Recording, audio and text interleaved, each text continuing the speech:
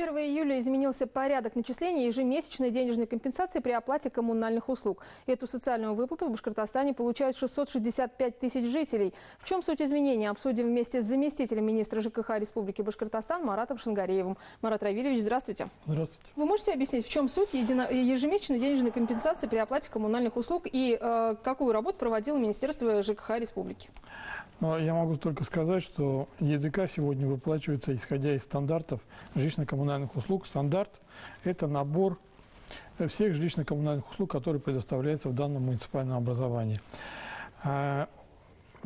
Начиная с прошлого года, с отопительного периода 19-20 годов, стандарты мы стали рассчитывать, учитывая, что республика перешла на оплату населением услуги по отоплению, значит, только в отопительный период, мы стандарты рассчитали на летние и зимние.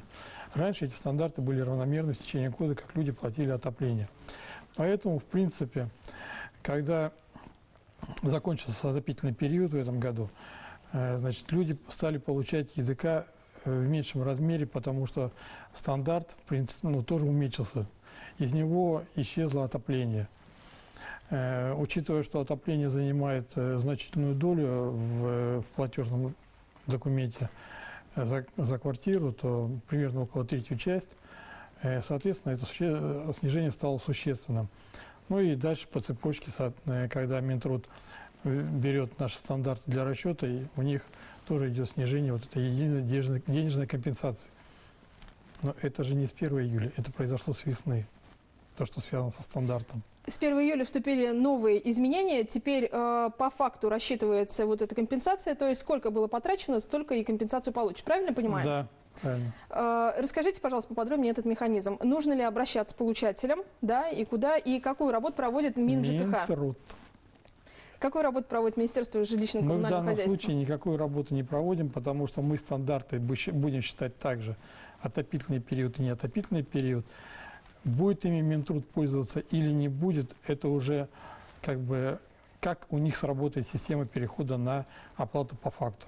На сегодняшний день мы только помогаем Минтруду наладить систему, чтобы предприятия жилищно-коммунального комплекса передавали своевременно данные в единую систему Минтруда, адресная социальная помощь она называется, которая и рассчитывает вот эти вот единые денежные компенсации.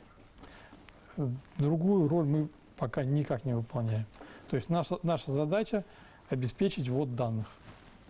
Как идет процесс? Процесс идет достаточно сложно, потому что это, в принципе, новая система.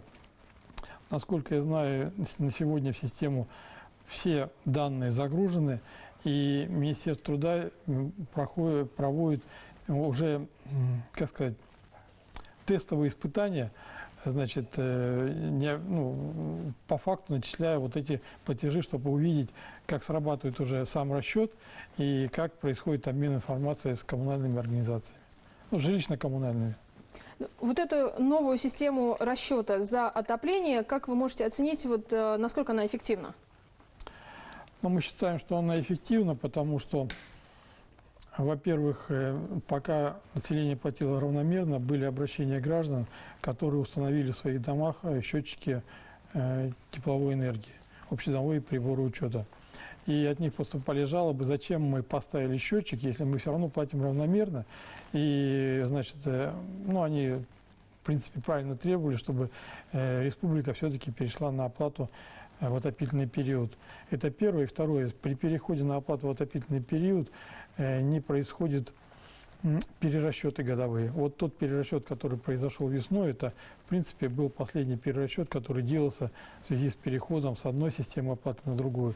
Дальше таких перерасчетов не будет. Люди будут платить по факту. Если у жителей Башкортостана возникнут вопросы по линии МинЖКХ, то куда вы посоветуете обращаться? Непосредственно в Министерство ЖКХ у нас есть телефон приемный, принимает. Так, у нас и на сайте есть телефоны, по которым можно обращаться.